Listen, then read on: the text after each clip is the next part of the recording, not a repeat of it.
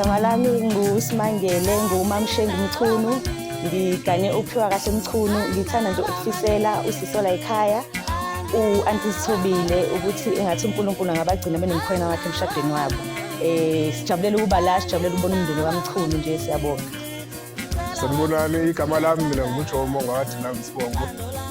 Sithokoza kakhulu ukuthi sibe la ekhaya ngegama likaMfowethu uThemba ozoshadelwa wezoshadelwa uMamkhulu. Siyafisa ukuthi njengoba bezoshada nje bahlalisane kahle, baphilisane kahle, kuhlezi kukuhle njalo. Njengoba kukuhle nje namhlanje nobuhle bungapheli, hlezi kuqhubeka njalo.